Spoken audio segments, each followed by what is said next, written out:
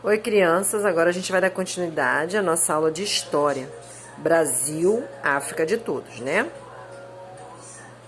A África é um continente muito grande e está dividida em vários países. Cada país tem povos com costumes e línguas diferentes. Quando os portugueses chegaram ao Brasil, nós já sabemos que quem eles encontraram aqui? Os indígenas, né? Algum tempo depois, eles trouxeram os africanos negros como escravos para trabalhar no Brasil. Quando chegavam ao Brasil, eram vistos apenas como escravo negro, considerados todos iguais. Cada uma dessas raças, branca, indígena e negra, foi de grande importância para a formação do povo brasileiro. Lembra que nós aprendemos? É a mistura de branco com índio, índio com negro, negro com branco, né? Cada raça contribuiu com seus costumes, hábitos, vocabulário, etc., na construção do Brasil. Na época da colonização, houve uma mistura de raças. Muitos brancos tiveram filho com indígenas e com negros, e muitos indígenas casaram-se com negros também, né? Que é aí que deu origem ao mameluco, ao caboclo. Essas misturas de raça não pararam por aí. Vieram para o Brasil alemães, italianos, espanhóis, japoneses, árabes, judeus, holandeses, entre outros. Podemos dizer que o povo brasileiro é a mistura de culturas diferentes, povos diferentes, necessidades diferentes. Certo? Vamos continuar aqui, ó, falando sobre a influência negra no Brasil. A coroa portuguesa queria ocupar as terras da colônia e o plano foi transformar o Brasil em importante produtor de açúcar, porque esse era um produto de bom preço lá na Europa. Os portugueses que se interessassem em produzir açúcar no Brasil recebiam terras para construir fazendas. Assim, os engenhos de açúcar se multiplicavam logo. Olha só, a cada ano que passava, a quantidade de engenhos aumentava. Ou seja, muito lucro, né? Para eles. Ou seja, para os portugueses. Como faltava mão de obra para a agricultura de cana-de-açúcar, o que acontecia? Eles decidiam trazer quem? Os negros africanos para trabalhar no Brasil, como escravos, né? Os negros eram trazidos em navios negreiros. Também já aprendemos sobre isso, lá no começo da história.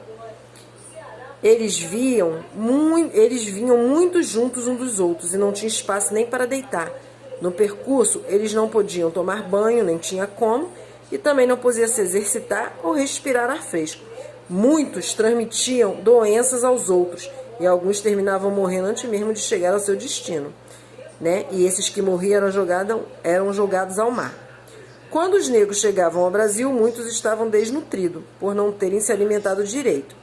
Eles eram acorrentados nas praças ou mesmo no porto e oferecidos para venda como mercadoria. Quando o comprador chegava, examinava-lhe, olhando dentes e músculo para ver se eram sadios. Os mais jovens valiam mais.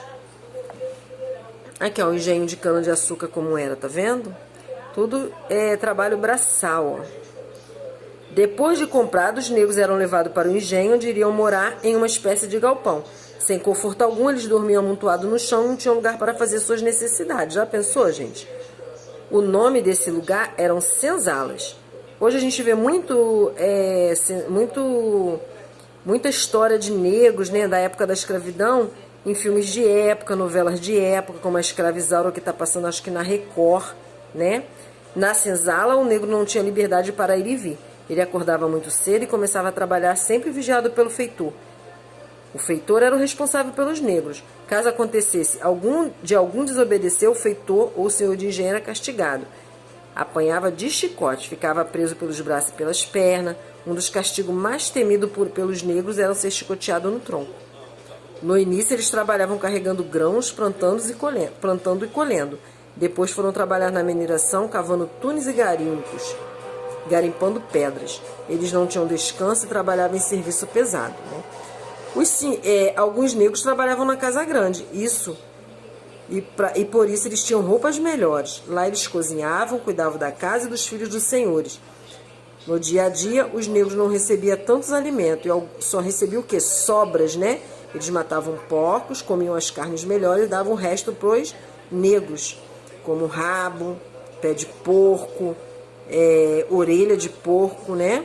Aliás, o resto dos porcos, o rabo do porco, o pé, a orelha, E o negro fazia o quê? Eles misturavam esses restos no feijão e foi assim que surgiu a deliciosa o quê?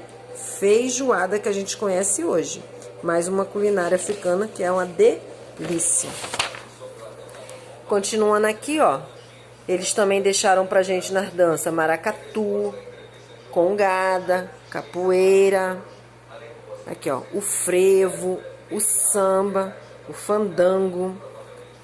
No vocabulário deixaram as palavras moleque, cachimbo, quindim, machixe.